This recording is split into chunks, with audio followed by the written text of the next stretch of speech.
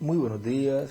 mwaramutse Es para mí un neza privilegio kuri jewe y una n'ihigwe bendición hamwe n'umugisha dirigirme a kuyoborwa través del satélite Amazonas o biciye kuri internet satellite Amazonas canke kuri a todos los que nos internet están kuri escuchando mwebwe mwese muriko hoy sábado muratwumviriza uyu munsi 22 kuwa de abril gatandatu 22 de z'ukwa este kane año mw'uno mwaka wa 2023. 2023 Y saludo muy especialmente al kandi misionero ndatasha Miguel Bermúdez by'umwihariko Marín misioneri Migere allá Bermúdez Marín en la República hariya Mexicana muri Repubulika ya y todos los Mexique que están con él allá ndetse n'abantu bose y bari los que están kumwe en los diferentes ndetse lugares n'abari mu bibanza bitandukanye Mexico, muri Mexique también allá en Brasil, ndetse na hay hariya un muri grupo de Brezil pastores hariho unidos, umugwi en w'abapasiteri Colombia, bakoranye muri también Colombia en nahone Panamá, muri Panama también allá en ndetse na España, hariya muri Espagne en el África, muri Afrika en la Argentina, en muri Chile, Argentine Chili también naho nyene en el Perú, muri Peru también en Venezuela, ndetse na muri Venezuela también allá en ndetse Santo na hariya Domingo muri Santo y demás Domingo lugares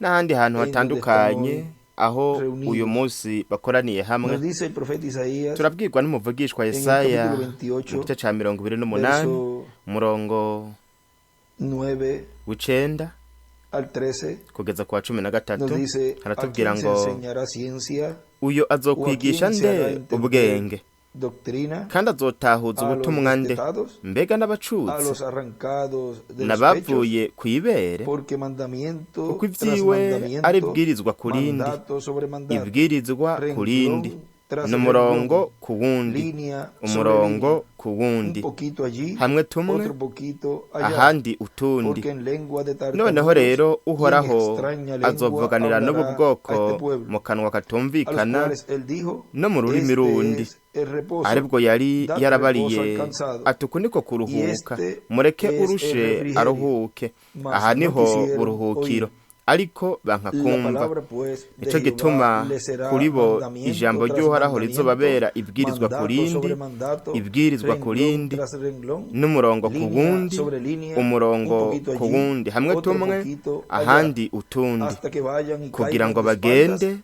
bagwe sean bagaramye quebrantados, bavunagurike enlazados bategwe y presos. bafatwe Que Dios nos ese permita imana entender esta yotwemera escritura, gutahura iki y vamos canditswe a leer unas kandi porciones tugiye gusoma aquí imirongo bajo el ngaha tema, mu cigwa ¿a citwa quién ngo enseñará ninde ciencia? azokwigisha A ubwenge Destetados. imicuko Pueden tomar asiento, por favor. murashobora gufata ivyicaro vyanyu Nos dice turabwirwa en el mensaje mu butumwa razonamiento bwitwa ngo versus ukwiyumvira kunyuranye no predicado el 2 de guhishurirwa mayo del 2003 en bwavuzwe Monterrey, zibiri México. z'ukwa gatanu muri Nos dice 2013 nuestro hermano Monterrey Mexique mwenda Ahora, William aratubwira ngo Por eso la rero revelación de ico Dios gituma guhishurirwa viene por kw'Imana medio de Cristo, kuza biciye el muri ángel del Kristo pacto, marayika a w'isezerano su pueblo. kukaza ku Por bantu medio biwe del Espíritu Santo biciye viene muri la mpwemu revelación yera de Dios. haza uguhishurirwa Y kw'Imana ahora rero encontramos que el turabona razonamiento yuko siempre ha ukwiyumvira estado buri gihe contra kwamye la kunyuranye revelación. no Y guhishurirwa por consiguiente, kandi mu yandi toda majambo persona buri muntu ha wese sido colocada buri en muntu su vida wese mu terrenal buzima bwiwe bwo ku isi frente al yamye razonamiento y a ashigwa la revelación. imbere y'ivyiyumviro hamwe no En el guhishurirwa mensaje mu butumwa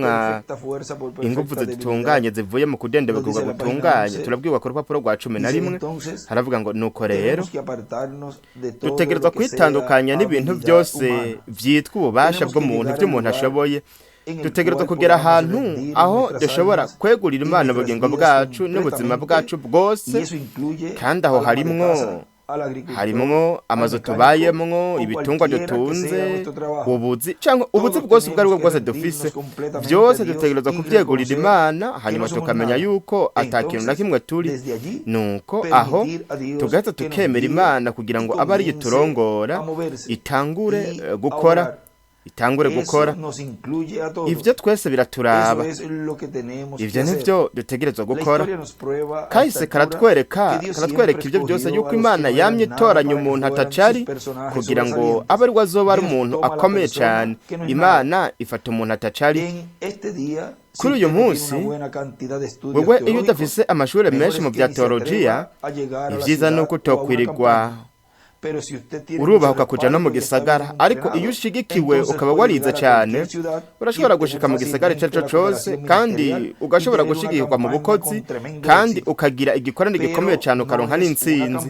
Ariko si igikorane canke reka tuvuge namba ari igikorane ariko kimeze cyo kimwe n'ikindi kintu icyo ari cyo cyose, none ico kimaze iki mu bikorane mwene ivyo? Iyo bahamagaye abantu ngo baze ku gicaniro, haraza abasore n'abigeme bariko bihekenyera amajojo hamwe n'abakuze, baba baje gusa kugira ngo hanyuma bazogende baravuga ngo baragiye ku gicaniro. Baja mu bibanza byo gusengerwa aho bahabwa impanuro, bagasohoka kugira ngo bacucagirwe canke bakibizwa canke ivyo ari byo byose. Mu mwaka umwe tubona ngo 3 umwe mu bavuga butumwa b'iwacu azwi cyane yavuze igihe kimwe yuko yonezerwa cyane mu gihe yoshobora kurokora 10% mu bihanye mu mwaka. Ivy'ukuri nuko namba muri uno mwaka twagize 1000 c'abakijijwe, nuko rero mu mwaka uza twatereza kugira 10,000, ariko biboneka yuko turiko turashika kwihangiro. Bamwe bubakira ku mwihwezo w'ivy'ubwenge, ku muntu yigira kabizi kugira ngo hanyuma bazovuge bati urya muntu yarize cyane afise amashuri menshi arakaze. Dutegerezwa kwigisha abantu bacu, tukabigisha cyane, tukabaha inyigisho nyinshi. Yandika ngaho ngo kubakira ku mwihwezo w'ivy'ubwenge. Hanyuma urupapuro rwa 12. Hanyuma abandi nabo bashingira ku bigumbagumba runaka, ku bintu runaka, haba ari nkabijya byo kunyiganyiga, kurira, kuboroga, kutambira muri mwemu canke ibindi bintu byo byose bashingira ku bigumbagumba, ku bintu runaka bigaragara vy'inyuma, kandi ivyo ni bibi nk'inyigisho. Murabona?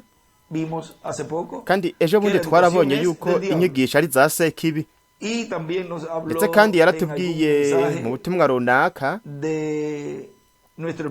Mwendata William aho yavuze ati ubwo bwenge bwose bw'amatologiya, filozofi, ndetse kandi yavuze ngo ubwo bujuju bwose yabivuze mu bwo buryo, no kuvuga murabe izo nyigisho zose ziva ku giti kimenyekanisha ikibi n'iciza, kandi bashingira bakubaka ukwizera kwabo, bakubakira kuri uno mwihwezo w'ivy'ubwenge ku nyigisho ziva ku giti kimenyekanisha ikibi n'iciza. Ni sekibi yabananya kuvuga ngo kandi ivyo ni bibi nk'inyigisho. Sekibi adashoboye kugutsitaza kuri uru ruhande, nuko aca gusugumira ku rundi ruhande. Ariko ibintu ni ibi, nuko atakintu na kimwe ukwiye gushingira ko muri ibyo byose. Ntihagire ikintu na kimwe ushobora gukora, gusa wegurire ukudendebukirwa kwawe imbere y'Imana, uvuga uti ndi ngaha. Ntugire ububasha na bumwe ushobora kwizigira, rondera mu vyanditswe, hanyuma urabe uko twiga tuno turorero nanditse ngaha. Biciye mu vyanditswe turabona yuko Imana buri gihe yamye ikoresha abantu ataco bari kugira ngo abari baba abantu badasanzwe. Buri gihe yamye toranya abisi y'abayase, abigihe kigezeho caba cataye, abo nibo yahagurukije irakoresha. Reka turabe intumwa. Mwiyumvire Petero umurovyi,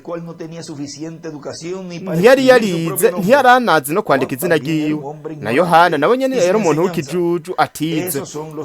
Abo n'abantu abo yatoranije, yirengagiza ba bandi bakomeye cyane. Bamwe bari barize, abaherezi, na ba bandi bari bakomeye cyane kijya gihe. Yirengagije abo bari bakomeye cyane, abagize ishengero, ndetse n'abajya bose biyumvira imbere muri bo yuko bakomakomeye.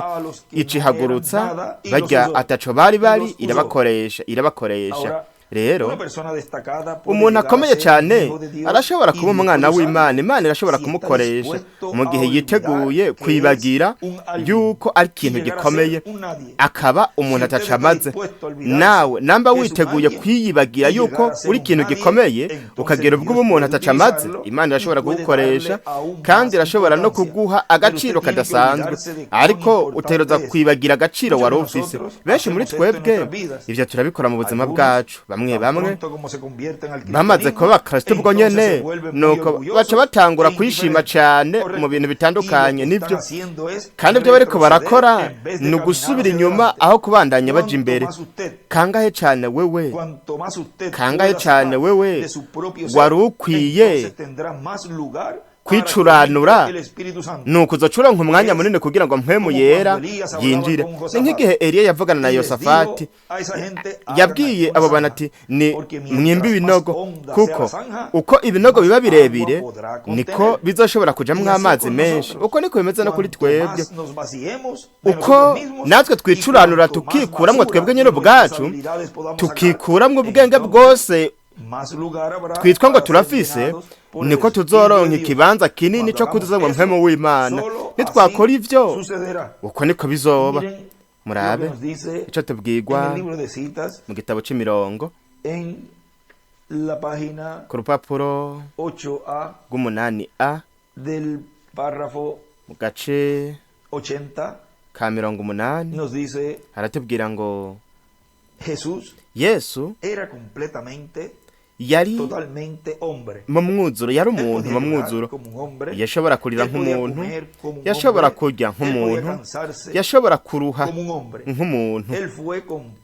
We yari neza neza, yari umuntu mu mwuzuro muri kameremere kiwe kagaragara, kandi muri mpwemu wiwe yari neza neza, yari Imana mu mwuzuro. Nuko rero umubiri wiwe yawukoresha yisunze mpwemu yari iri muri we. Yari umuntu mu mwuzuro. Nubwo Imana yafashe umuntu mu mwuzuro kugira ngo izane ukwidegembya kuzuye, yamwujuje mpwemu yera. Mpwemu yera yari muri we atagipimo, kandi we yageragezwa nk'uko natwe tugeragezwa, ariko yari Imana mu mwuzuro. Yaravyerekanye igihe yazura abapfuye, igihe yahagarika ivyaremwe, ikiyaga kiremwe imipfunda myinshi n'imiyaga myinshi, igihe yabwira ibiti, yategeka ibiti n'ibindi, byo byaramwumvira.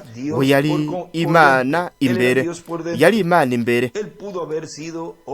Yari gushobora kuba umuntu kuko yari umuntu, ariko we yari yishikaniye Imana mu mwuzuro, yishikana mu biganza vy'Imana kugira ngo akorere Imana, kandi niwe karorero kacu. Aho yandika ngo Yesu yari umuntu inyuma akaba Imana imbere. Hariho igihe kimwe mu kwezi kwa gatandatu mu mwaka uheze,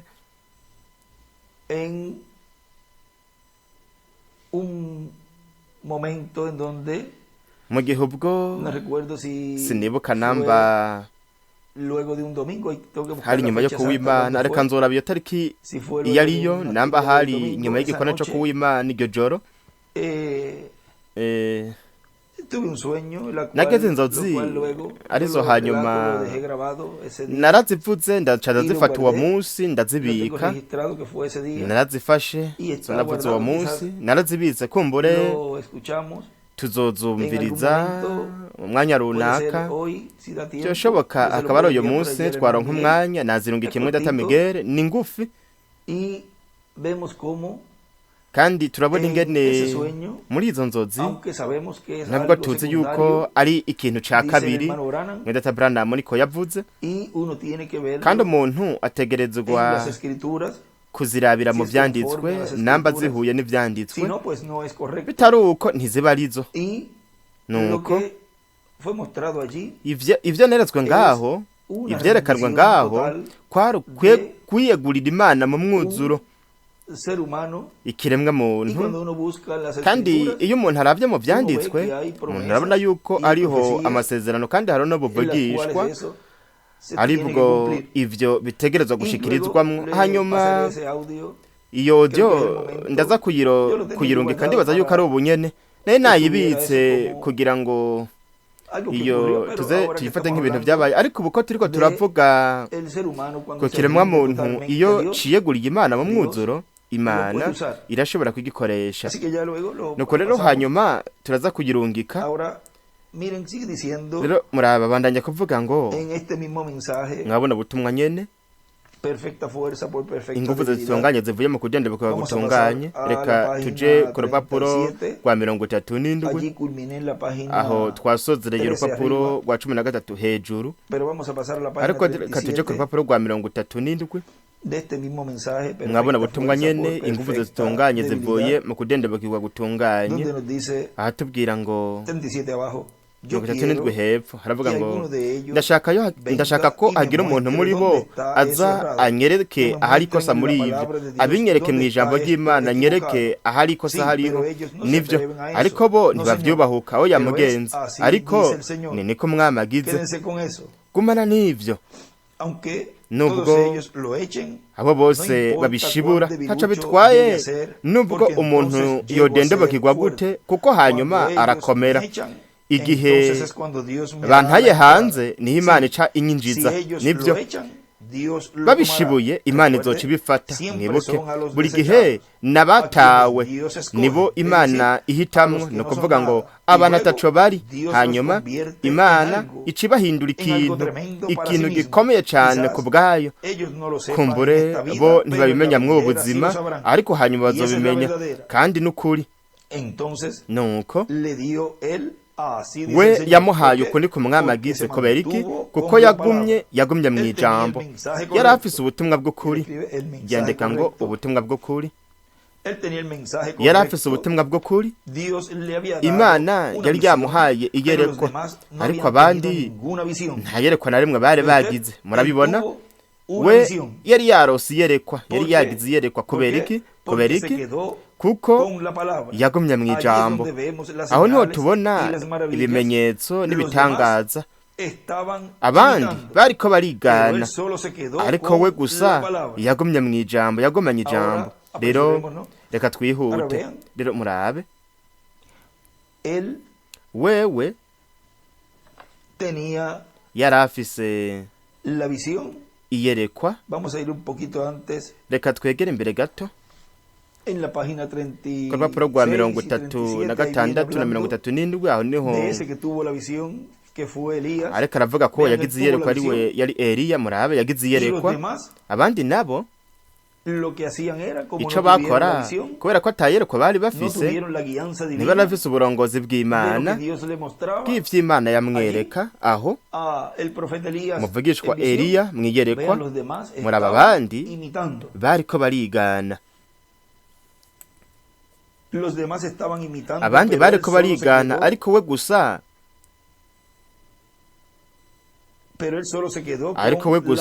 yigumiye mu ijambo. Rero twihute.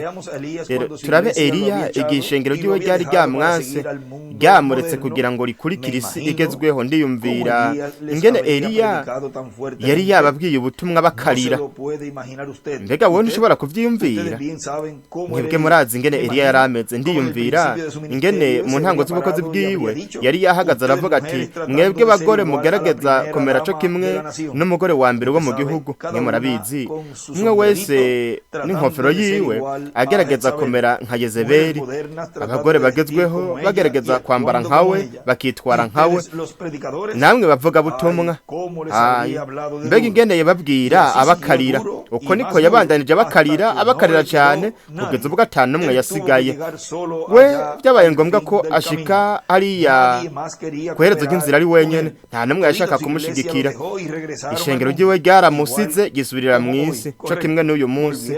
Nivyo basubiye mu isi bakeyi cyane, nibo bagomye arabizigirwa, umwe ngaho ubundi hariya, bakagenda urugendo rurerure aho bateroza kugenda kugira ngo baje kumuraba. Ibintu wamengo vyabaye bibi.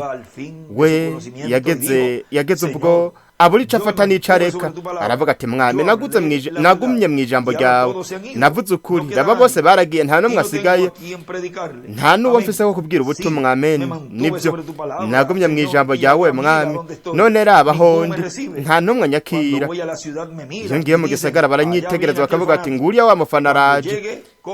Atashitse tuje dutangura kuyisubirira mu kuntu twari dusanzwe tubayeho. Nimumwumvirize mwebwe abapasiteri, ntimushigikire urya muntu yamugenzi. Umupasiteri akavuga ati, wa mufana nguriya kandi mu gisagara ni Eliya, wa mutama w'uruhara.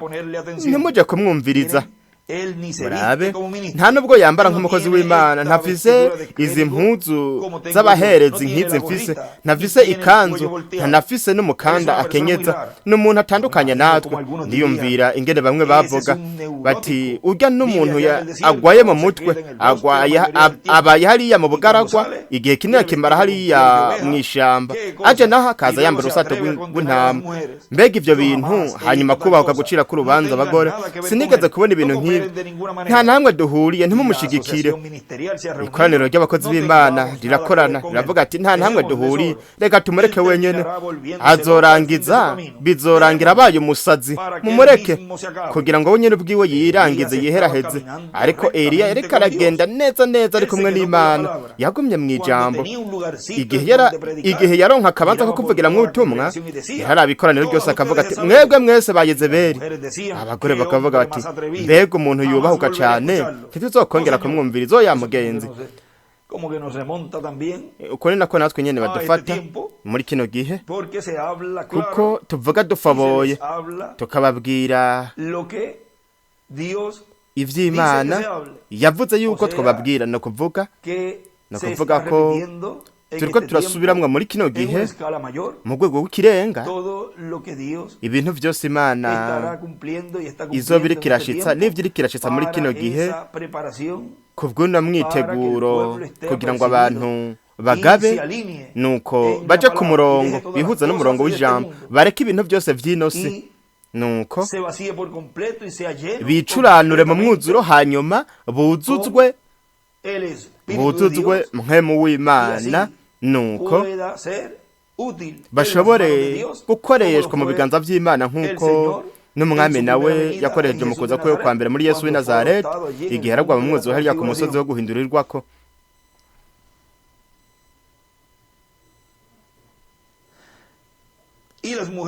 Abagore bakavuga ati mbega umuntu yubahuka ntizokongera kumwumviriza. Oya mugenzi, ariko ivyo ntibyamuciye intege, yagumye ari umwizigirwa. Igihe atakaza ishengero ryiwe n'igihe amadini yose yamutera ibitugu, niho rero yagera ubwo acika intege cane, aravuga ati ni jeje nyene nsigaye, nandi nyene bariko barandondera ngo banyice, bontera amabuye bashoboye kubishikako, bariko bararondera ubuzima bwanje, ni jeje nyene nsigaye mwami, mbega niki nshobora gukora? Nuko niho rero yaciye adendebukirwa cane, ariko aguma ari umwizigirwa. Ariko yatura uguca bugufi kwiwe, ugucika intege kwiwe kwegurira Imana. Imana iramubwira ati ngo ngaha ku musozi. Aho rero mwenda ta William yaciye aca akazinga aho handitse ngo umusozi, kandi mwibuke yuko ubushushanyo umusozi wa Siyoni, ni kuvuga ngo igihe cibuye rekombe zifuruka. Ingo ngaha ku musozi, kuko ngiye kuguha ubutumwa bushasha, ngiye kukurungikira ubutumwa bushasha. Rero murabe, reka tuje gato, reka duhagarike ngaha gato, reka tuje mu gitabo c'imirongo ku rupapuro rw'ijana na 167 urupapuro rw'ijana na 167 agace ka 14 94 haravuga ngo inuma yari ngaho ihagaze ngaho iriko iranyihweza. Ni mu butumwa bwitwa ngo ku mababa y'inuma yera. Mu gitabo mfise ngaha ni ku rupapuro rwa 25. Ico gice kandi twari twaragisomye mu nyigisho runaka, ndibaza yuko ari zo mwaka uheze. Muraba aratubwira ngo inuma yari ngaho ihagaze ngaho iriko iranyihweza. Ndayikikuza ndiyumvira nti mu vy'ukuri niyerekwa, mpindukiza umutwe ndaba inyuma, yari ikiri ngaho yihagarariye, ifise amababa yera cane nk'urubura, amaguru yayo y'agahama hamwe n'umunwa muto w'agahama, ihagaze ngaho iriko iranyihweza. Yariko iranyihweza neza neza iburengerazuba. Naragiye ndayikikuza nk'uko ndayizunguruka, ariko ntayikozeko, ntayikomye, mbandanya kuduga muri iyo nzira. Ndaraba inyuma, yari ikiri ngaho nubwo ikiri kiranyihweza. mwene data nk'umwana w'Aburahamu sinongeye kwitwararika ibyo muganga yambwiye, nzokira uko biri kose. Sinitwararitse ibyo muganga yambwiye. Igihe muganga yari yamubwiye yuko ijya ndwara yari afise mu mushishito ko azoyigumana iminsi yose y'ubuzima bwiwe, ariko we murabe ibyo ntiyasubiye kuvyitwararika, ahubwo yarizeye ko azokira uko biri kose. No kuvuga ngo nawe namba muganga yarakubwiye yuko ari iherezo ko wewe udashobora kuva mu iyo ndwara mw'ico kibazo, wewe vuga ibi nyene mwene data Branham yavuze ngaha ati nzokira uko biri kose, urengera ivyo muganga yakubwiye, uvyizere n'umutima wawe wose. Ku munsi wa gatatu naragarutse ariko ndaduga. Benshi muri mwebwe murazi iyerekwa ry'umutware w'umuhindi yari kagendera ku ifarasi. Mwibuke yuko mwene data Branham buri gihe yababwira nk'uko twabivuze nijoro ejo, kugira ngo abongerereze ukwizera abantu, kugira ngo hanyuma bace batonda umurongo ujya basengererwako, umurongo w'amasengesho. Ivyo rero mugume mubizirikana muvyibuka. Rero murabe navuze ngo wa mutware w'umuhindi agendera ku ifarasi, rwa ruhome rw'iburengerazuba hariho ikintu canzanye kinjana iruhande y'urutare runini, hari nka saa sita. Arambwira ati shira amaboko kuri ivyo usenge, kuri urwo rutare usenge. Imana yo mw'ijuru irazi kuko ari ukuri. Acacapura inyenyeri ya Dawidi. Narambitse amaboko kuri urwo rutare nca ndaba hejuru mw'ijuru, ntangura gusenga. Numva ijwi rije riva hejuru mu bushorishori bw'urwo rutare riravuga riti, rero mwibuke ikintu kimwe. Igihe Mose yabamwa vya bintu hariya, nuko agatakambira Imana, ariko Imana yaramubwiye ati kubera ikurira vuga ijambo. Murabe kandi uko kwa gatatu mu bikorwa. Ariko mu gihe ca Yosuwa, igihe yaragiye kwinjiza abantu mu gihugu c'isezerano, murabe Yosuwa yarakeneye ko umunsi waguka kuba munini. Aravuga ati zuba hagarara, nawe kwezi hagarara. Ntabwo yasenze, yavuze ijambo, kandi Imana yategerezwa gushitsa iryo jambo uwo muvugishwa ariko aravuga ngaho. Izuba ryarahagaze n'ukwezi kurahagarara, nuko aratsinda urugamba.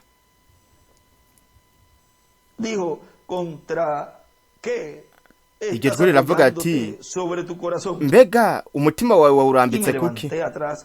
Naciye mpindukira nk'uku, ibitugu vyanje bigaragara, nta gashati nari nambaye uhereye mu rukenyerero kuduga, hashushe. Ca ndaba inyuma, ngaha bisa muri kino gitabo c'imirongo bisa kino gice gisa nikitaboneka neza, ariko mwebwe murabibona neza uko bimeze. Munyihangane n'amasomye ijambo ngaha ritumvikana gato, ariko ndiko ndabisoma mu gitabo ciwe c'imirongo. Ntambaye agashati kuva mu rukenyero uduga, hashushe, ndaba inyuma. Aho hari handitse kuri iryo buye hari handitse ngo inkukuma yera. Neza neza ivyo ryaherekwa ryari ryavuze, ariko ubutumwa bukurikira bwari kuvamwo. Rero mu butumwa ku mababa y'inuma yera, aribwo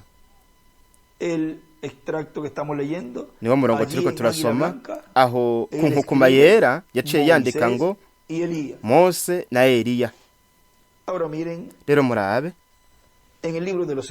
mu gitabo cimatanijwe porque hay un mensaje kuko hariho que la ubutumwa novia tiene que escuchar. umugeni ategerezwa O kumva sea, ni miren, ukuvuga murabe en la página ku rupapuro 128 del k'ijana na libro mirongo ine n'umunani mu de los gitabo sellos, dice cimatanijwe ahora, haravuga ngo rero los 7 truenos de imituragaro Apocalipsis yo mu byahishuwe permitirán que él izokwemera muestre a la ko novia yereka cómo umugeni prepararse ingene yitegura para obtener kugira ngo esa aronke gran fe uko kwizera de traslación. gukomeye cyane ko kwimugwa Y él escribe fe de yandika ngo rapto, ukwizera ko y tiene una kunyakugwa piedra angular y las ijambo rimwe edades, kubizifuruka hamwe n'ibihe y by'ishengero escribe los yandika truenos. ngo imituragaro Vean el mensaje murabe mu butumwa que la novia necesita para ubutumwa umugeni esa akeneye fe de traslación. kugira ngo aronke uku kwizera ko kwimugwa Es los truenos. n'imituragaro Ahora vamos a ver rero aquí reka turabe en el hano libro de citas mu gitabo también. c'imirongo nyene Nos detuvimos allí un twari momentito twahagaritse gato Íbamos a ngaho pasar reka tuje al libro de citas, mu gitabo c'imirongo al párrafo ku gace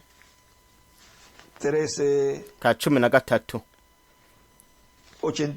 de la mirongo página umunani n'indwi ku rupapuro 155, rw'ijana na mirongo itanu na gatanu donde nos dice ahatubwira ngo ahora rero hacer esto, mu gukora he venido ibyo aquí con el naje ngaha propósito para mfise enseñar ihangiro las ryo últimas kwigisha copas, últimas inzabya 7 za nyuma copas, y inzabya las za nyuma últimas ndwi 7 trompetas, hamwe n'inzamba za nyuma ndwi y los últimos 7 truenos hamwe n'imituragaro del ya libro nyuma del ndwi Apocalipsis, yo mu gitabo c'ivyahishuwe ligándolos juntos en esta ndabihurize hora hamwe en que muri ino vivimos, saha turiko siguiendo la turabamwo apertura de los 7 nkurikize ko sellos, ukumenwa kw'ibimatanije ndwi las 7 edades de la iglesia, ibihendwe by'ishengero una yandika carpa, ngo ihema y escribe aca acá yandika ngaha las 7 trompetas, inzamba las 7 ndwi copas, los 7 inzabya truenos, ndwi imituragaro y ndwi escribe la yandika ngo enseñanza en la inyigisho carpa, mu es ihema igual, bingana los truenos, imituragaro las 7 trompetas, inzamba ndwi y escribe pequeño ahí carpa, yandika mu ndame ntonte ngaho ngo ihema disculpen, copa, munyihanganire yanditse ngo los 7 truenos, las 7 inzabya trompetas, escribe imituragaro copa, ndwi inzabya ndwi yandika ngo inzabya mu ndame ntonto y allí es que escribe aho niho yanditse rero últimas 7 copas, escribe inzabya za 200, nyuma ndwi acandika ngo y 2002 no en la ngaha otra aha en la ku rundi otra parte rupapuro arriba de ese mu mismo kindi gice párrafo, co hejuru kw'ino continuamos paragarafe leyendo, nyene tubandanije ahí donde dusomye dice las 7 ngaha edades de la havuga ngo iglesia, ibihendwe escribe by'ishengero una carpa, yanditse ngo por lo cual ihema no pudiéramos co obtener gituma acto para hacerlo. tudashobora Por lo cual kuronka ahantu ko espero bikorera que tan pronto ariko como yo ndarindiriye pueda, nosotros vuba cyane ko podemos bishoboka obtener un ko lugar twebwe dushobora suficiente kuronka para ahantu eso, hahagije ho gukorera aquí, ibyo sea aquí en Louisville, haba en ngaha Alabama, o sea que Louisville pongamos New una carpa Albany ni ukuvuga yuko para que nos tuzobamba podamos ihema quedar todo lo que kugira el ngo Señor dushobore nos kuhaguma guíe umwanya wose hacer. umwami azoturongora Y escribe kubikoreramwo 200 también, yandika ngo 2002 y nyene carpa. acandika ngo Vean dónde ihema es murabe que murabe ese mensaje, ahazo lo cual ahazovugirwa los ubutumwa 7 truenos, aribwo ari de lo imituragaro cual ndwi la iglesia novia iyo necesita ishengero para mugeni obtener esa fe ikeneye kugira de ngo traslación. ironke uko kwizera ko kwimugwa O sea, fe de rapto. ishengero mugeni rikeneye kugira ngo rironke ukwizera ko kwimugwa ukuvuga ukwizera ko kunyakugwa raba kandi no ku rupapuro rw'amajana 8 agace k'amajana 834 del libro de citas, mu gitabo c'imirongo también allí nos dice aho kandi haratubwira esto es de la página 100, ni ku rupapuro rw'ijana párrafo agace 864, k'amajana 834 un extracto del séptimo sello dice, ni umurongo w'ikimatanije c'indwi haravuga ngo ahora rero se fijan al abrirse el séptimo murabe sello, mu kuguruka está kw'ikimatanije en un c'indwi triple misterio. harimwo amabanga atatu Perdón, mwibuke recuerden aquí es munyihanganire mwibuke ngaha esta versión, muri kino libro de gitabo los sellos, quizás hay igitabo una c'imbatanije palabra kumbure distinta, pero hariho quiero amajambo amwe atandukanye leer ariko aquí nari nashaka kubisoma para ngaha nyene leerle nari nshaka kubisoma lo que ngaha está nyene escrito. kugira ngo nsome ibi vyanditswe ngaha dice, haravuga ahora se ngo fijan al abrirse rero el séptimo murabe sello, mu kuguruka está kw'ikimatanije en un c'indwi triple misterio. harimwo amabanga Este es el que tengo. atatu ibi Este es nivyo el que mfise tengo yo. ibi nivyo Hablaré vye mfise y nzobivuga he hablado que kandi este es el naravuze misterio de yuko los 7 truenos. iri ari ibanga Los 7 ry'imituragaro truenos en el ndwi cielo imituragaro ndwi mw'ijuru desenvolverán el misterio. niyo iri mw'iryo Esto será banga en la venida de aho Cristo. hazoba ari mu kuza kwa Porque kristo Cristo kuko dijo que kristo nadie sabía yavuze yuko ata cuándo n'umwe regresaría. azomenya igihe azogarukira Habrá 7 voces de hazoba estos amajwi truenos ndwi que iyo revelarán mituragaro ndwi la grande revelación izohishura en ese guhishurirwa tiempo. gukomeye cyane muri ico Y él gihe escribe yandika arriba, ngo hejuru los 7 truenos imituragaro revelan ndwi el ihishura séptimo sello. ikimatanije c'indwi Así que yo creo que nosotros, nuko rero ndiyumvira que yuko si acaso twebwe no sabemos, kumva ivyo y no ntabyo se tuzi sabrá hasta kandi que ntibizomenyekana ese tiempo, pero ico será gihe revelado en ese kitaragera día, ariko en bizohishurwa la k'uwo hora en que munsi debe ser mw'isaha revelado. ubwo bitegerezwa Nadie guhishurirwamo sabrá su venida, nta n'umwe azomenya tampoco ukuza nada kwiwe sabrán kandi del misterio nta n'umwe de los uzomenya 7 ibanga ry'imituragaro Así ndwi que se puede ver nuko rero birashobora kuboneka yuko ivyo bihuzwa kimwe n'ikindi. Nivyo dushobora gutahura kuri ivyo kugeza uyu munsi, kuko ibisigaye vyaramaze guhishurwa. Yandika ngo gushitswa, aho havuga ngo kandi ntibizomenyekana ico gihe kitaragera, ariko bizohishurwa k'uwo munsi, aho yaciye acapura piramide n'ibihe vy'ishengero. Igihe c'indwi gusa aca aragicako akarongo, no kuvuga ngo arakigabanya, mw'ibuye rikomeza imfuruka ngaho acaca akarongo kerekeza mw'ibuye rikomeza imfuruka. Bananya kuvuga nivyo dutahura kuri ivyo kugeza k'uwo munsi, kuko ibisigaye muri vyo vyaramaze guhishurwa, no kuvuga ngo gushitswa. Yandika ngo gushitswa, ariko ivyo vyo ntibirahishurwa, no kuvuga ngo ivyo ntibirahishurwa, no kuvuga ngo ivyo ntibirashitswa. Ikimatanije c'indwi, nicaye mu cumba canje numvise ivyo, sinavyumvise kumbure, ariko nabonye bigenda birahishurwa kugeza ku kimatanije c'indwi. Rero nta na kimwe dushobora kugera ngaho gusa, aho gusa ngaha mu kimatanije c'indwi igihe yacugurura nawe nyene yarongeye kandi aracirengagiza. Hejuru yandika ngo ikimatanije c'indwi bingana ukuza k'umwami azananye na Eliya na Mose. Murabona? Nuko rero turabona yuko ari banga mu mwuzuro, ntabwo haragera isaha kugira ngo iryo banga rimenyekane. Nuko rero dushobora kugeza kuri ibi gusa, ibindi bisigaye tuzobimenya igihe Kristo azoba agiye kuza ku mugeni wiwe, canke ibizoba bigiye kuba. Rero murabe mwabona ubutumwa ingufu zitunganye zivuye mu kugenda bikaba gutunganye muri ku rupapuro rwa 53 hepfo na 54 hejuru. We mw'iryo sengesho yaravuze ngo mwami, akanakarora gusa kuko abantu benshi babayeho ubu, ndakwinginga ko imigisha yawe iza kwira ikoraniro mu buryo budasanzwe. Mana, mu buryo budasanzwe. Data, hari ikintu kimwe dusigaje nk'uko nshobora kubibona, ico naco nuko uhaguruka mu gice runaka uri kumwe n'inzavya zigaragara. Yandika ngo ivyahishuwe 11 gatatu 14 15 11 kugeza ku 19 na gatandatu kuva ku 12 kugeza ku 16. Yandika ngo Mose na Eliya uhaguruka hano runaka hamwe n'inzavya zigaragara, nuko umara amazi nosi canke urungike Yesu Kristo vuba cane. Mwami, iherezo ryashitse.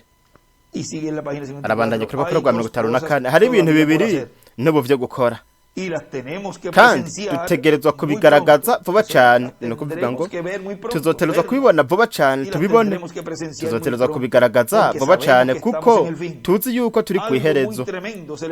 Hari ikintu gikomeye cyane kizoca gihita kiza ubwo nyene, canke tuzobona kuza ko mwami. Ubuvugishwa bwose bwarashikijwe. Ikintu ca nyuma imbere y'umuzuko w'ishengero. Rero aho niho yaciye yandika hejuru, yahanditse ngo ibintu bibiri tuzobona. Yandika ngo ica mbere ukuza k'umwami, ica kabiri Mose na Eliya. Rero reka dusozere hano mu gitabo c'imirongo twagarukirije ku rupapuro rw'167 agace ka 14:94. Aravuga ngo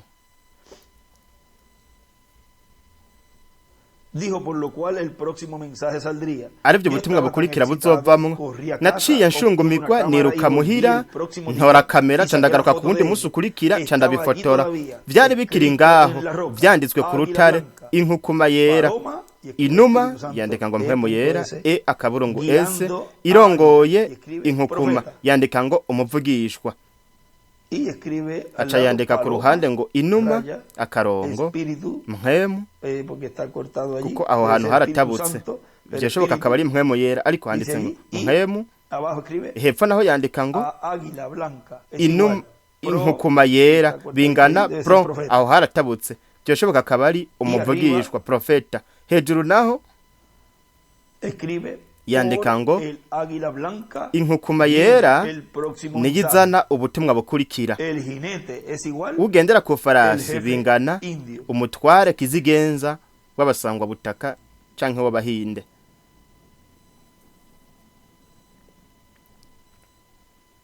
En la página Ku rupapuro 25 allí rwa 45 aho también pueden buscar kandi murashobora no kuraba que se habló de muri izi nyigisho aho twavuze kuri buno butumwa, aho ngaho mushobora kubona todo lo que él escribió en esa ibintu página byose de yanditse esa kuri uru porción. rupapuro muri uno murongo. continuando Ni acá, vyiza donde tubandanye ngaho nosotros twari al twagarukirije tugitangura De la página ku 39 rupapuro rwa de 39 perfecta fuerza mu por perfecta butumwa debilidad, dice, ingufu zitunganye zivuye mu Vamos kugenda a una oración bukagutunganya. citante, Reka dice, duhere imbere entonces gato Dios le aravuga ngo nuko Imana iramubwira Ven acá. ati ngwino hano sobre el monte. ku Ahí musozi. fue donde Aho niho rero circula el monte. yaciye aca akazingi aho handitse Porque umusozi, te voy a dar un kuko ngiye mensaje nuevo. kuguha ubutumwa busha. Ahora te voy a enviar Ubu un ngiye mensaje kukurungikira ubutumwa bushasha. dije cómo Naramaze debieras kukubwira condenar ingene estas cosas, utegerezwa gucira pero ko ahora urubanza te ibi voy a bintu, enviar con ariko algo ubu ngiye para kukurungikira probar ikindi kintu que kugira eso ngo fue la verdad. werekane ko ivyo vyari ukuri. Elías, tú has Eliya obrado bien, we wakoze les neza, dijiste de urababwira la primera dama de la kurya nación mugore wa mbere y wo mu todas esas gihugu cosas ndetse y n'ibindi cómo estaban n'ibindi viviendo. n'ingene bari babayeho, Condenaste ucira Ahab ku rubanza y esas Ahabu cosas modernas. hamwe n'ibintu vyiwe Y a bigezweho todas las iglesias ndetse modernas n'amashengero les yose hablaste agezweho, claro a los ubabwira predicadores. ufoboye Tú abavuga fuiste un butumwa. buen ejemplo. We wabaye Te akarorero mantuviste keza, fiel aún sin la wagumye ayuda de unagororotse ninguna organización kandi ata dini n'imwe ni ryari ko visual. riragufasha canke ngo Y te rigushigikire, quedaste sobre la palabra. kandi wigumiye Ahora te mu voy a dar algo ijambo. más. Ubu rero ngiye kuguha Ve ikindi allá, kintu. dile a aquel Genda hipócrita, hariya ubwire irya así dice el ndyarya Señor, ati uku niko umwami no habrá agize, lluvia ni ati rocío nta del mvura cielo, canke ikime sino kizogwa por mi palabra. bitaciye mu ijambo ryanje Y atari eso je es ndabivuze. los ministerios de Moisés y Kandi Elías, ubwo n'ubukozi bwa Mose na Eliya teniendo control sobre buriko la naturaleza. buragenzura ivyaremwe. Lo que ellos hablen, Ivyo eso bazovuga sucede. bizoba biraba. Podrán hacer lo que les plazca. Bazoshobora gukora ivyo Dice bashaka en byose. el libro de los sellos, Bivugwa mu gitabo c'imatanije gusa. en el sexto sello, Mu kimatanije ca gatandatu ahatubwira de ese poder sobre la kuri naturaleza. ubu bubasha ku vyaremwe. Eso está por ahí por las páginas Ivyo biri ngaho ku rupapuro 360 rw'amajana por ahí, 360 aho mu 359, 359 todas esas páginas 360 izo mpapuro zose en donde habla ahavuga en la página ku 360. rupapuro rw'amajana 334 reka dusome ako karongo ngaho. Bavuga ngo none ni ukubera iki bafise ubugenzuzi kuri ivyo byose? Murabe impamvu. Dice Aravuga ahora abajo, rero hepfo página rupapuro 364 rw'amajana 334 mu gitabo c'imatanije baravuga ngo rero mu gihe c'akabaro gakomeye turabona abavugishwa babiri ari bafise ubugenzuzi bwa byose bakoresheje ijambo Imana ibaha. Bazoshobora kuvuga gusa uko Imana ibahaye ijambo ryo kuvuga, bo si Imana, ahubwo gusa bakoresha ubwo bubasha, kuko na Yesu yaravuze ivyo ati namba bariswe Imana bamwe ijambo ry'Imana ryazako abo Imana irungikira ijambo, kandi iyo barivuze riraba. Ngaha rero turababona bafise igikorwa bahawe n'Imana kugira ngo bakomeretse isi aho bashakiye hose, bugara ijuru bibe nk'uko nyene. Mbega niki kiriko kiraba? Imana iri hafi gucungura 144 abari mu gitabo c'ubucunguzi, bari mu kimataniro c'ubucunguzi, mu kimataniro ca gatandatu. Bagenzi n'ivyo aho ni mu kimataniro ca gatandatu icamya ari kinyegezwa. Murabe akantu gamwe yaciye yandika ngaho, ubukozi bwarazwe mu mwuzuro ku musozi wa Siyoni, no kuvuga mw'ishengero ry'umwami Yesu Kristo, hagati mw'ishengero ry'umwami Yesu Kristo ubwo bukozi bwarazwe mu mwuzuro. Yandika ngo murabe impamvu, murabe impamvu bafise ubugenzuzi ku vyaremwe. Yanditse ngo Mose na Eliya bafise igitabo gitanga uburenganzira.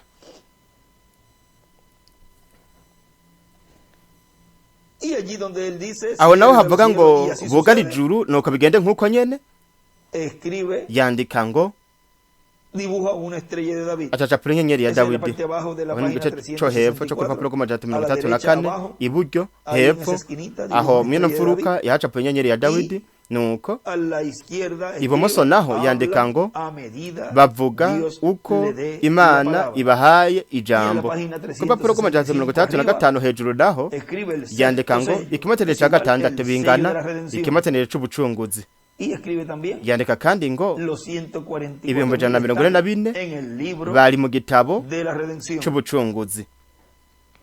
Ahora seguimos, continuamos tubandanye aquí rero en la ngaha página ku rupapuro 39 rwa mirongo de itatu El mensaje n'icenda mu perfecta, butumwa fuerza por ingufu perfecta zitunganye divinidad. zivuye mu kudendebuka gutunganye diciendo, habandanya havuga ngo lo llevó allá sobre el yamujanye monte hariya para ku musozi mostrarle kugira ngo esas cosas. amwereke ivyo ¿A bintu dónde lo llevó Dios? mbega nihe yamujanye Al imana monte, ku musozi arriba, hejuru a la cima, mu gasongero y le mostró imwereka todas esas cosas. ivyo bintu vyose No lo llevó ntiyamujanye marayika al hermano Branham a mwidata una Branamu mwiyerekwa visión en donde aho es llamada la visión de la carpa. ryitwa iyerekwa Y donde ry'ihema ángel aho le marayika mostró ciertas cosas yamweretse y le ibintu dijo que vio runaka esa luz, amubwira avuga ko que yabonye estaba urya muco hablando a alguien más uri arriba kuvugana n'uwundi muntu hejuru de donde él estaba. yaho yari ari le estaba ni ukuvuga ngo mostrando todo. yari kamwereka vyose Y luego de hablarle hanyuma a esa persona, nyuma yo kuvugana n'uwo muntu hanyuma bajó al cuartito. yaciye imanuka mu kumva Y gato luego el hermano William hanyuma dice mwe data William que yavuze también allí le estaba yuko no hablando a ngaho alguien. yariko iravugana n'uwundi O sea, muntu que allí ni ukuvuga estaba yuko aho también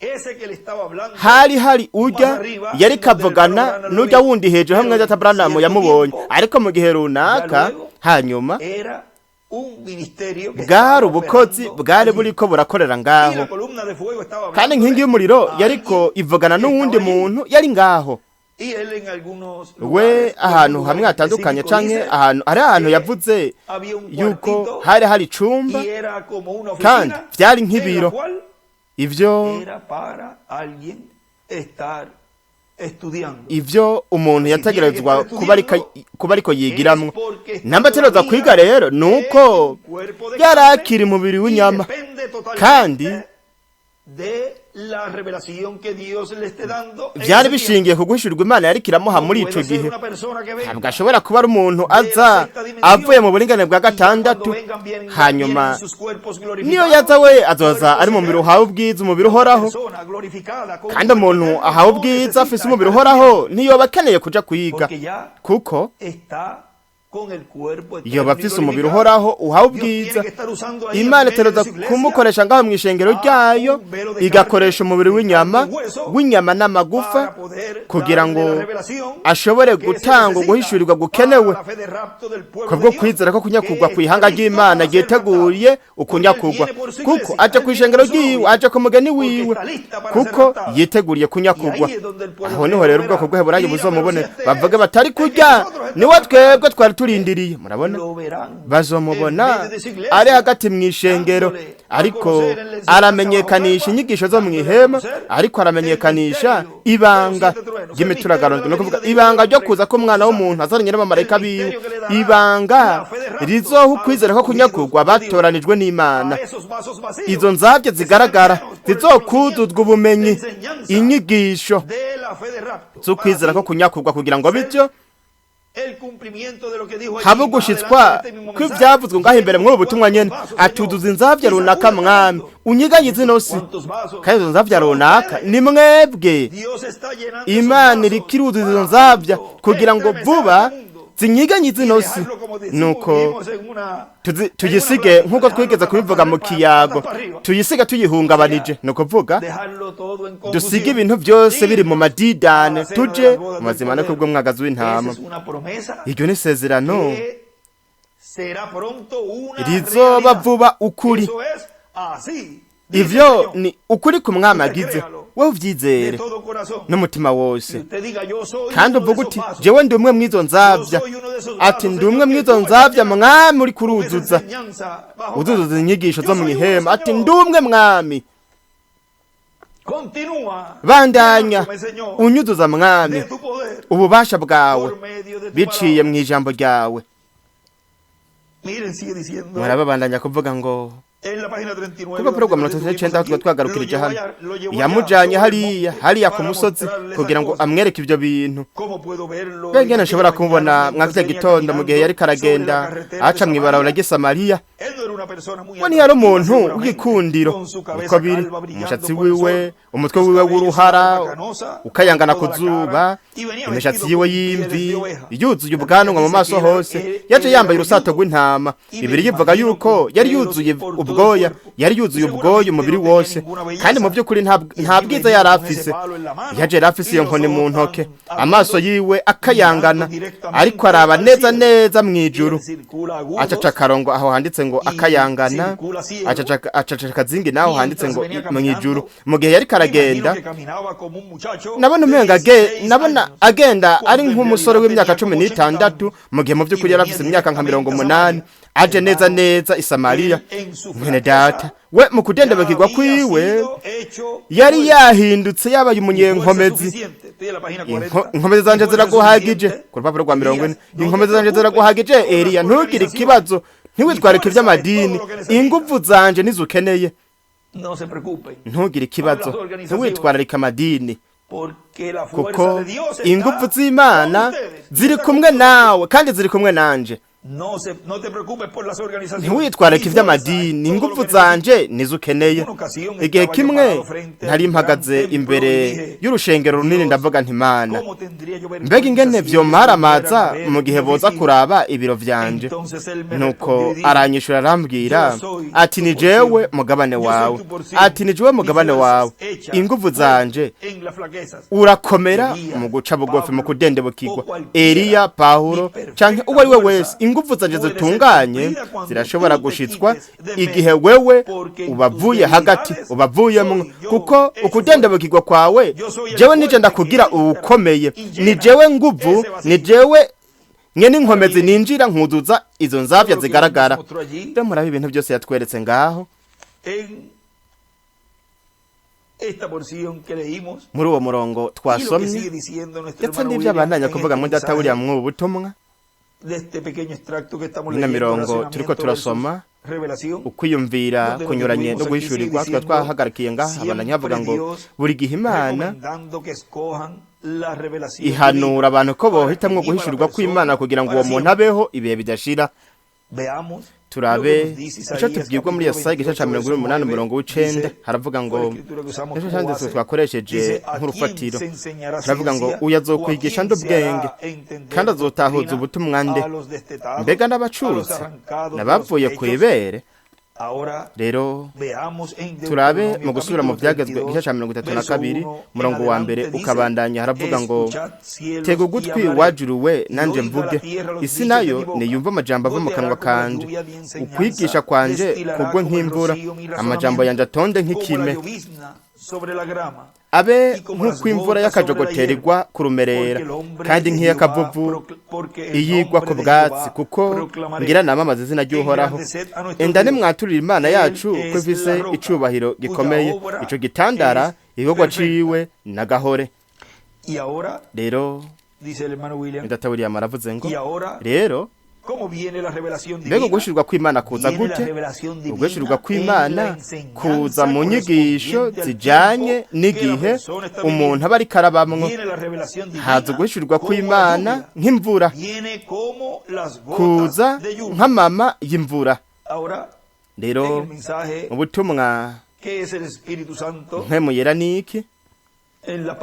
Ku rupapuro rwa 21 murabe ico avuga hano. Hanyuma Data Branham aratubwira ngo hanyuma haje Pantekoti, umubatizo wa mpemu yera. Habaye ukugabanuka gukeyi igihe baronka mpemu yera. Nibyo tujapura ibire kubuze furuka n'ibindi bihe bitatu gusa n'akarongo kerekeza mu gihe c'indwi, kandi ivyo byaciye bitangura ubundi bushasha kunyiganyiga. Mpemu w'Imana ingabire hamwe no kugarukanwa byaraje mu mwuzuro hamwe n'ibitangaza no twumeza mu ishengero, nuko binyiganyiza abapantekoti. Mbega ivyo nibiki?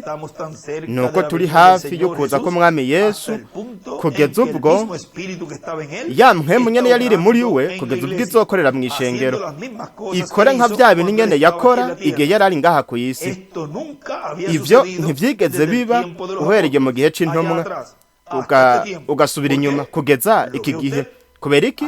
Murabibona hariya byari byagutse ariko byagiye biragabanuka. Cacapura ibihe by'ishengero, ibihe by'ishengero nibuye rikomeze furuka, aho byari ari byinshi ariko byagiye biragabanuka. Caca karongo kirekeza mu gihe c'indwi. Mbega ivyo bimeze gute? Ni nk'ukuboko kwawe kugeza ubwo gufatana n'igitutu. Nuko mbega niki? Ni igishushanyo Lutero yari iki? Yabaye igishushanyo ca Kristo. Wesley yabaye iki? Yabaye igishushanyo ca Kristo. Yandika ngo muri buri ntumwa Kristo yarahigaragarije, yerekana ingene azoba ameze mu gihe cibuye rikomeze imfuruka, kandi buri gihe c'ishengero cose cagaragaje ikizoba ari igihe cibuye acacapura ibuye, ni ukuvuga ibuye rikomeze imfuruka. Mwiyumvira igihe ca Billy Sunday cari gihejeje kurangira. Uwundi munsi wa mutama Dr. Wisner ariwe yari yigishije ku gicaniro ibijanye na rya shuri rya kera. Ndavyibaza yapfuye afise nk'imyaka nka 90. Billy Sunday yabaye umuntu yajanye kangoro mu mashengero ya mbere mu misi yiwe. We ntiyakinishije ukuri, yahagaze hari yarababwira ati mwebwe mwese ba Methodiste co kimwe n'abavuga butumwa, mwecishe bugufi mupfukame mu mukungugu wo kw'isi, mwebwe ba Presbyterienne n'ababatiste mukora uko nyene. We ntiyakinishije ukuri. We yari Billy Graham w'uwo munsi. Vyagenze gute? Murabe namwe. Mw'ico gihe nyene ubw'ishengero rya mbere ryariko riragira ayo makanguro, ubutumwa mu mwuzuro nabwo nyene bwariko buragira yabwo. Hagaragaye ku gicaniro mwene data Barbaros Smith, Wycliffe Wall, Dr. Prince, Person, abo bose murabe namwe. Smith, Willis yapfuye muri iryo joro. Dr. Price canke Prince yapfuye mu gatondo gakurikira haciye amasaha 28. Jewe narindi mu misozi. Rero iherezo ryanje rirashitse. Mwebwe muravye nta cumvikane vya Billy Graham, mwe ntimucumbe vya Oral Robert. Jewe nanje ndabona ibikorane vya ngene biriko birinjira mu bitutu. Mbega niki kiba? Nuko turi ku iherezo ry'ikindi gihe. Acacapura ibikoze furu kamwe ni bihe vy'ishengero mu gihe c'indwi. Aca karongo kava ngaho nk'iherezo ry'ico gihe. Cyo ku papuro rwa 22 aravuga ngo mbega ni gute Billy Sunday yinjiye n'abandi bo baje nyuma y'ikanguro rikomeye cyane rya Moody. Igihe Moody yinjira neza neza, mbega Moody yinjiye ryari? Neza nyuma y'ikanguro rya Knox. Ni ryari Knox yaje? Ni nyuma y'ikanguro rya Finney. Finney yaje nyuma ya Calvin yaje nyuma ya Wesley yaje nyuma ya Luther. Uko niko bagiye baragaragara mu bihe byabo. Ikanguro rimaze kurangira ubwo nyene Imana yaciye ihagurutsa irindi, yandika ngo ikanguro yaciye ihagurutsa irindi igasuka umuco mwinshi uburyo buciye bugufi kugira ngo iryo kanguro irigumye muri ubwo buryo, rigumeho muri ubwo buryo. Cacapura piramide n'ibihendo by'ishengero. Turi ku iherezo ry'iki gihe. Buri muntu wese yararavye ku iherezo imisi yiwe arindiriye ukuza kwa Kristo, ariko bobo bari bagisigaranye ibindi bintu vyinshi. Murabe ingene ubutumwa nkumwabonye ubutumwa tuzokumva ejo, ibintu bishobora gushitswa gusa ku munsi wa nyuma. Bo ntibashobora kubona ivyo bintu kuko vyategerezwa gushitswa gusa muri kino gihe ca nyuma. Ariko bo bari basigaje kuzobona ibindi bintu vyinshi. Bategerezwa kubona ugusubira ko Bayuda mu gihugu cabo, ibikarayi biguruka hejuru mu kirere, ndetse n'ibi bintu byose turiko turabona uyu munsi. Yandika ngo oveni, ibikarayi biguruka. Ariko turi kwiherezo, twarashitse kwiherezo. Rero murabe ibintu biriko biraba. Ibigaragara cyane muri kino gihe ni kandi na za satelite.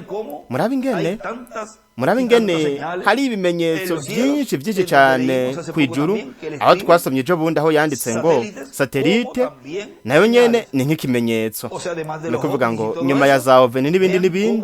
Murabe ingene Sekibi nawe aca ashira ibimenyetso kwijuru hamwe n'ibintu byubatswe n'abantu kugira ngo ahuvye abantu, hanyuma baje bakaraba icarico ibikaraye biguruka bizojana batoranije nk'uko vyabaye kuri Enoki na Eliya. Murabe aho abantu bose bazoca bavuga ati tizigane za satelite canke zigane za satelite ntonto zikoresha internet n'ibindi. Nuko buzuye ubwenge inyigisho zo kw'isi. kandi ibi bintu byose by'amasatelite n'ibibindi byose we yabigize nk'ibimenyetso ku ijuru. Ubuho rero niho bigaragara hari byinshi cyane. Aravuga ngo bari bazi yuko ishengero rihamagariwe kuronka ububasha. Yandika ngo ishengero rizoronka mpwemu yera uyu munsi, ariwe yari gukora bya bikorwa nyene vya Kristo, nk'uko igitutu kigenda kikerekana tuvuga ngo wowe ufashe ikintu ukagiprojecta igitutu caco kure, wewe ucubona hagaragaye ico kintu muri ico gitutu, ariko nyuma y'akanya gato ico gitutu kigenda cegera ari nk'igiti nk'akarorero. Igitutu n'igiti bikagera ubwo biba ikintu kimwe. Mpwemu w'Imana yakoze mu gutsindanishirizwa kwa Luteri, ukwezwa kwa Wesley, mu batizo wa mpwemu yera mu bapanekoti. Aha naho rero ku munsi wa nyuma ariko akora bya bintu nyene nka bimwe yakora igihe yari ari muri Kristo. Mbega ibyo nibiki? Ishengero na Kristo byarahindutse ikintu kimwe, kandi bimaze kwegerana ubwo nyene ca kiremwa ca nyuma cazimira kikagaragara. Murabe ingene mu gutsindanishirizwa kwa Luteri aho haje ico kiremwa nk'igihe ndetse kandi nk'intumwa, hanyuma kwa Wesley mu kwezwa, hanyuma no mu batizo wa mpwemu yera mu bapanekoti hamwe na Revera William Branham. Rero haravuze ko igihe bamaze gukoranira hamwe, hanyuma ca kiremwa ca nyuma cazimira kikagaragara, rizoca rigenda ritakamba risemerera mu majuru. Yandika capura inyenyeri ya Dawidi, hanyuma yandika ngo ikiremwa ca nyuma cazimiye, igihe kizogaragara umugeni azoca agenda. Ikiremwa ca nyuma cazimiye, igihe kizogaragara umugeni azoca agenda. Ni kuvuga yuko umugeni adashobora kugenda ico kiremwa ca nyuma kitaragaragara. Capura akarongo kerekeza mwibiri kubeze furuka ko yacapuye ngaho, aca aragaca kwa mabara y'agahama n'ibihe by'ishengero hepfo. Bimaze gufatana ubwo nyene, hanyuma ikiremwa ca nyuma kikagaragara, rizoca rigenda risemerera mu ijuru. Hazozuka Wesley, Luther n'abandi bose bo mw'iyo minsi yabanjije. Uwa mbere azoba uwa nyuma nawe aho yaciye ahandi vyahishwe 11 kuva kuri 3 kugeza kuri 14, uvuga n'ubukozi bwa Mose na Eliya. Ico nico kiremwa ca nyuma cazimiye. Murabe, uwa mbere azoba uwa nyuma nawe abo uwa mbere. Izuka rizoba ryaje. Murabe ryari, aho niho yanditse ngo izuka. Murabe igihe hazoba umuzuko, hategerezwa kugaragara ico kiremwa ca nyuma, kandi ubu kiri hagati mw'ishengero. Ubu kiri ku musozi wa Siyoni, kiri mu gihe c'ibiriko bizifuruka. Ubu kiriko kiratuzanira ico kiremwa ca nyuma, kiriko kiratuzanira izi nyigisho. Era bandanya avuga ngo hepfo tubandanye ku rupapuro rwa 42 na 43 aravuga ngo turi mu gihe c'iherezo. Munyumvirize, ibi nivyo mpwemu yera akora. Mpwemu yera mu gutsindanishirizwa yari igitutu kigaragara neza, hanyuma mpwemu yera mu kwezwa cari igitutu gisa n'icijimye gato, hanyuma mpwemu yera mu batizo wa mpwemu yera cari igitutu cijimye cane. Ariko ubuho mpwemu yera ubwiwe niwe kugarurwa muri wa muntu nyene, ari ngaha ariko arakora ibitangaza no twumeza nk'uko yabikoze hariya mu ntango. Ishimwe uko biri kose, mwebwe muzonyita umuntu yigira umweranda. Mwebwe namba mushaka gutangura kunyita nk'uko nimubikore. Munyumvirize bene data, mumvirize ibi. Ameza yose yuzuye ibihumanye n'umwanda, hataraboneka ahantu hejejwe. Mbega ninde azokwigisha ubwenge? Ninde we azotahuza inyigisho, ubutumwa? ni micuko nabakuwe ku ibere acacapura ibuye rikomeza imfuruka hamwe n'ibihe ndwi by'ishengero arabigabanganya n'akarongo kava ngaho kerekeza mu ibuye rikomeza imfuruka aravuga ngo abakuwe ku ibere imicuko si abana b'aba presbyterienne canke abana b'aba methodiste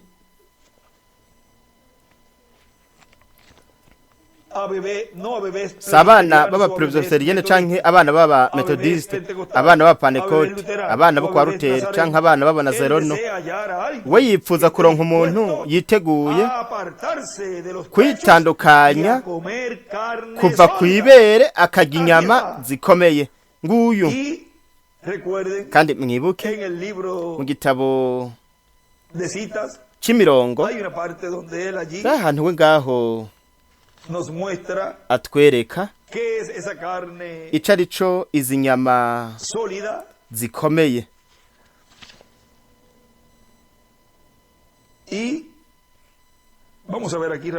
reka turabe ngaha n'ingoga aho biri ico gice ku rupapuro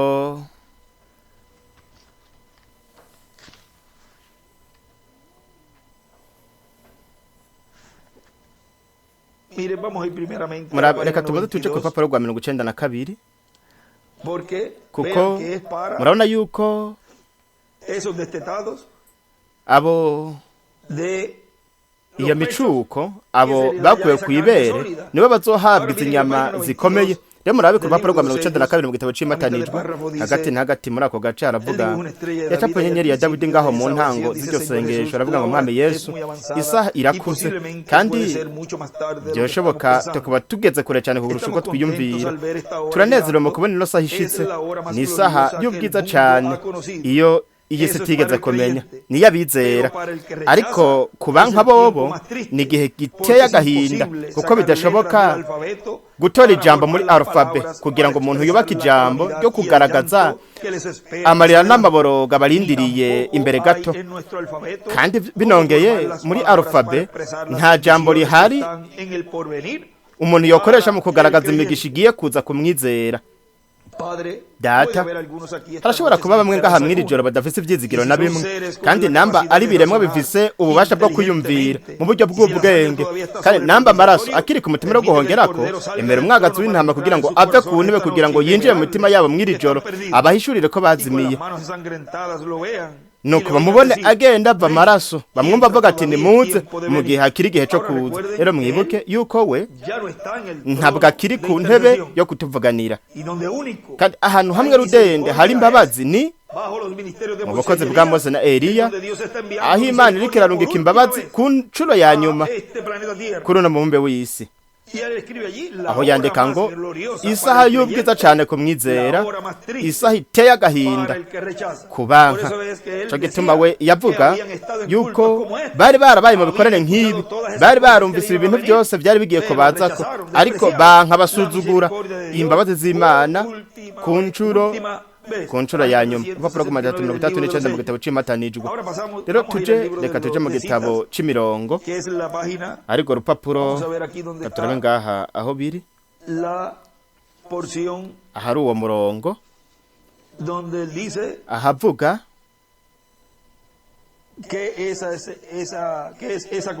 ahavuga izo mfungurwa izarizo izo nyama zikomeye. Urupapuro rwa 43 muraba umurongo ahavuga ngo ku gace k'amajana n'indwi aravuga ngo murabe igikorwa c'intumwa yo mu gihe ca nyuma kizoba ico gutegura abera umugeni ategurirwa umukwe.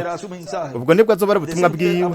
Mbega namwe murashaka kwiga ABC kugira ngo mushobore kwiga algebra mu nyuma hanyuma igihe ivyo bindi bimatanijwe biri nyuma y'igitabo bizohishurwa bobo yandika ngo imituragaro izohishurwa gusa ishurirwabo yandika ngo algebra bingana imituragaro bimatanijwe biri mu gice c'inyuma yandika ngo Eliya wa kane ategura abantu abategurira umukwe Kristo no kuvuga ngo musigwa kugira ngo bige algebra umukwe azobigisha kandi ibyo byose ni mu gushitswa kwiyerekwa gihema.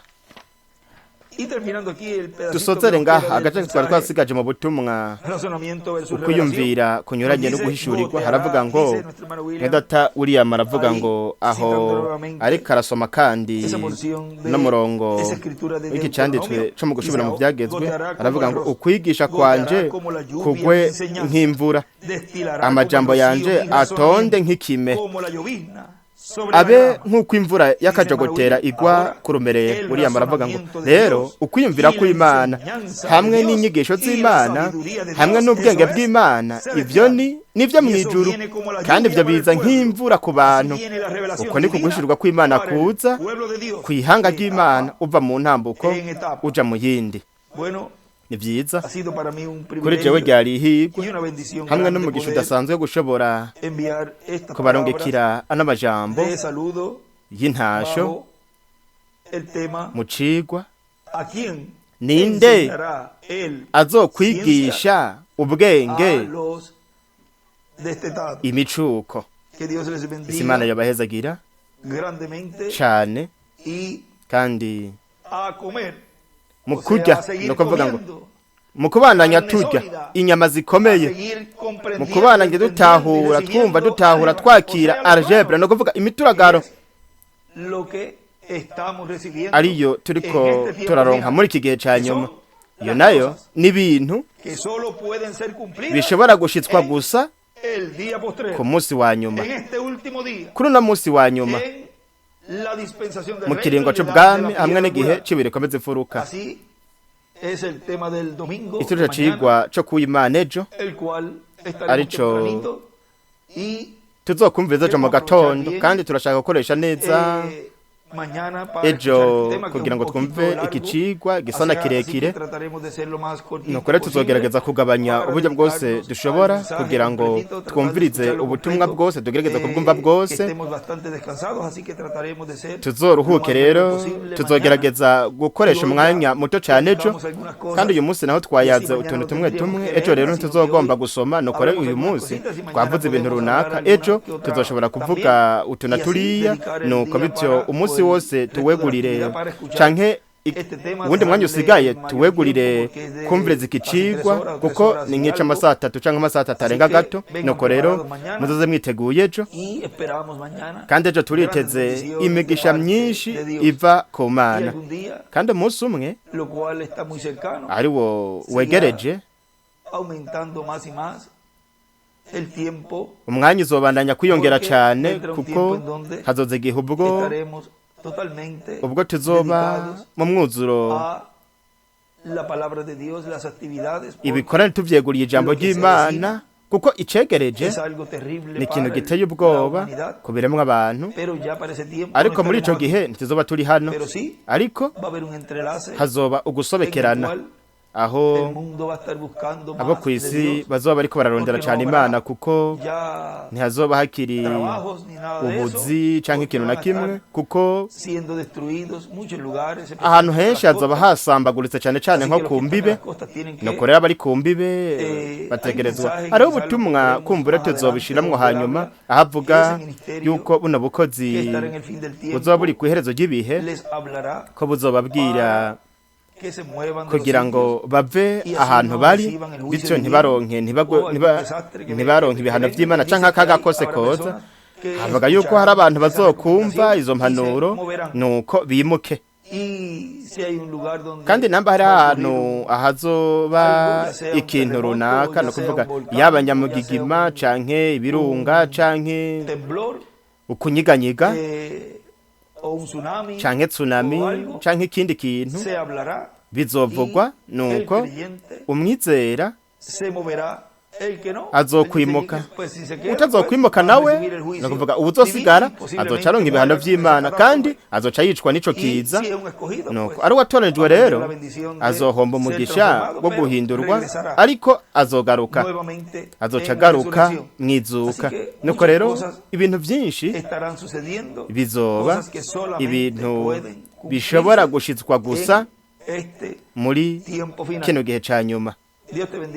Imana guhezagire mu data Miguel, Imana ikurinde kandi urakoze cyane buri gihe kwa muntumira muri bino bikorane bikomeye cyane, ugenda uragira aho uja ivyo mwaba mukora kuwa gatandatu kugira ngo yage umuntu na mugenzi we, nanje mukama kano kanya kugira ngo nanje nyene nyage nawe hamwe n'abandi bene data n'ababa bikonegise tuyaga n'amajambo ariyo yo kwizigirwa kandi yo kuri. Ese Imana yobahezagira kandi kabarinda mwese. Murakoze cyane kubwo gutega amatwi mwitonze.